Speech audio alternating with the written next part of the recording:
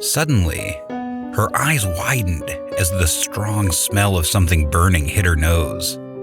It came from the bathroom.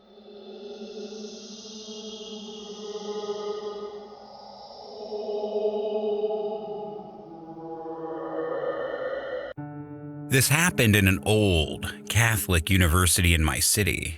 It was quite an alarming story that students whisper about when they're in the cadaver room. Medical students have their own stock of cadavers that are safely stored and are used to teach human anatomy to aspiring doctors and medical workers. Our school is no different. Elaine was a young freshman student who left her hometown in the rural area to take up medicine in the big city.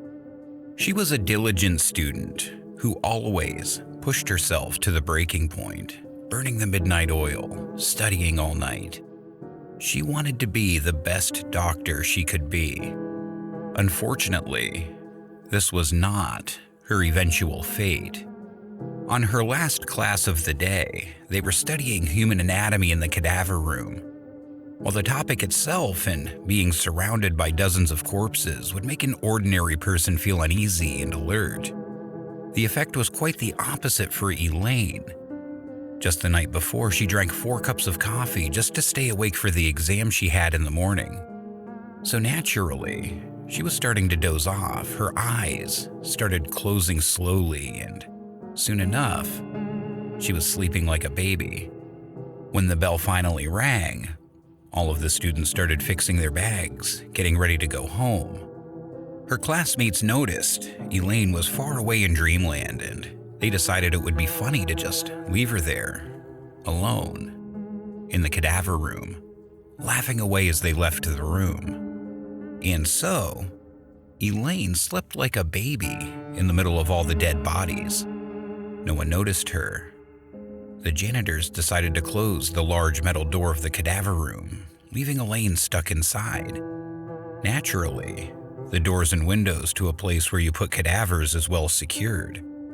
One can only imagine her horror, waking up in the night in a tightly locked room, disoriented, and then realizing that she was stuck with dozens of corpses all around her. She would have gone to the door and the windows only to realize that they were shut airtight. We can only imagine, because she was never seen alive after this. When the door of the room was finally opened, they saw her hunched up behind the metal door. Scratches on the wooden surfaces of the windows and walls indicated she was trying to claw her way out of there. On the floor, a couple of bloody fingernails, clearly from Elaine trying to scratch her way out of the room. And when they finally saw her face, they were horrified. She was dead, mouth wide open, dried tears in her eyes, staring at something on the ceiling. An investigation was launched, but it was said that she died of natural causes. A few weeks later, 2 classmates were preparing to leave the room when they noticed something odd. At the back of the room was Elaine, standing there, pointing at the ceiling. They ran for their lives. What they saw? We will never know. But until this day, no one dared stay in that room when the lights go out.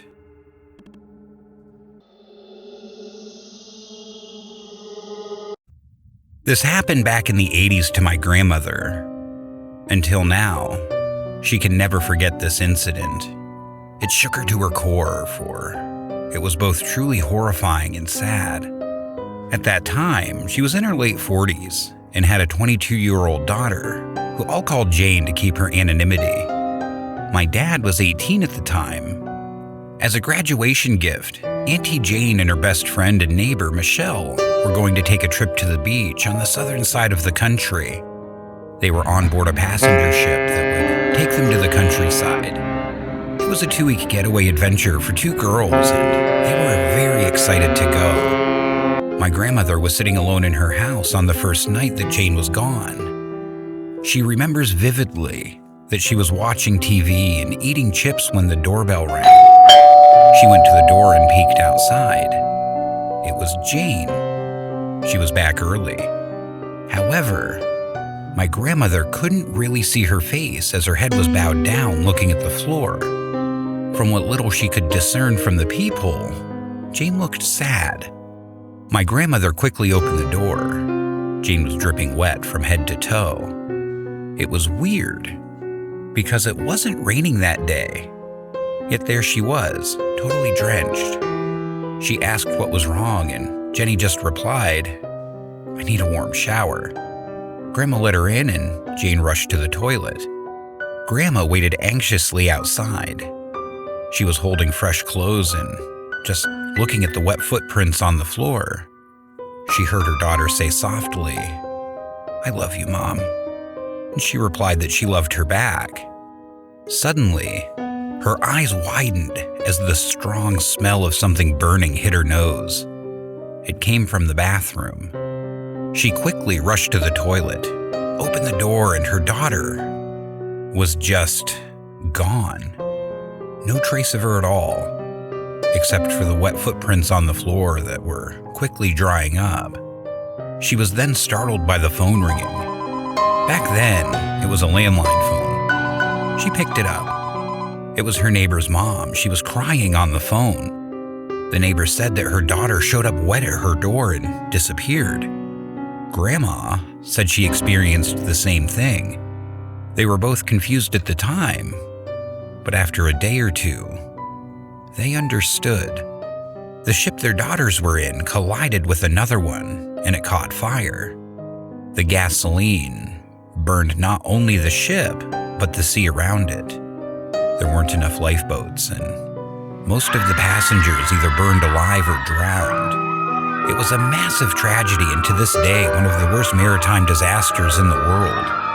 Both Jane and Michelle didn't make it, and their bodies were never recovered. As sad as my grandmother was for the tragic fate of her daughter, she was not scared, but happy that she got such a visit. She would later find out that they were not the only loved ones visited by the ghosts of that ship. It's been 3 decades, and Grandma sometimes gets startled when somebody rings the doorbell. Deep inside, she has never given up hope that one day Jane might come knocking once again. She believes that they will meet again, in this life or the next.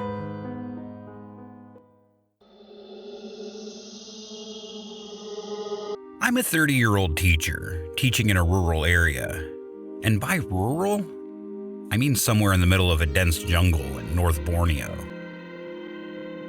I came from ancestors who practiced witchcraft so long ago. These people, called Bobalians, are imputed to have supernatural gifts back in the day, including the ability to communicate with other entities from other realms. Mind you, this happened before religions were introduced in our place. However, these gifts, or some people called a curse, were passed through generations, and although were not much talked about nowadays, they still could be observed here and there within our family. One night, I remembered the moon was full. I was awakened by a loud howling just outside the hut. So I decided to peek through a small slit between the walls.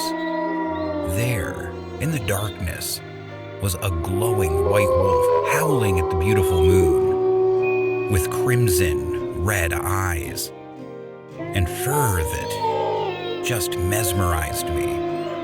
It reflected the full moon and it glowed so gracefully, and the area became as bright as day. My grandparents woke me up. They told me it was the spirit of the jungle, and I was really lucky to be able to see it. That was the opening of my eyes to the supernatural world. This year, when the pandemic hit our country and schools were closed, I was at home around midnight having a snack. I heard a knock on the front door.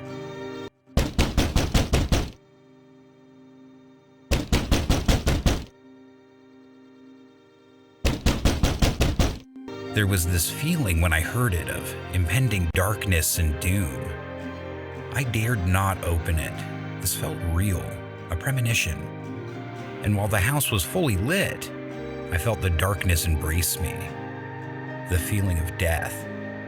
The next day, I found out that someone I knew in our village passed away. This has become a common thing in my life now. The water supply system in my school broke down. There was a small creek located at the hill's foot where we usually go for our bath. It was dusk, and we were only accompanied by the light from our torch lights. It was all normal until the day after. During recess time, we all gathered at the canteen to talk about how we needed the water supply system fixed, so we don't have to take our bath at the creek again. I asked my friends if they saw the woman and her child that were there at the creek with us last night. The lunch lady overheard our conversation and began telling us this, that there was a pregnant woman who passed away a long time ago right at that river where we usually go. I asked when this happened, and it was the same age as the child. All I could tell them was this. Well, the child is all grown up now and seems happy with his mother, and they are still together.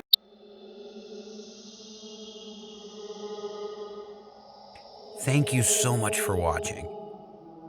If you enjoyed the story, please like, share, and most importantly, subscribe to Fright TV Animations.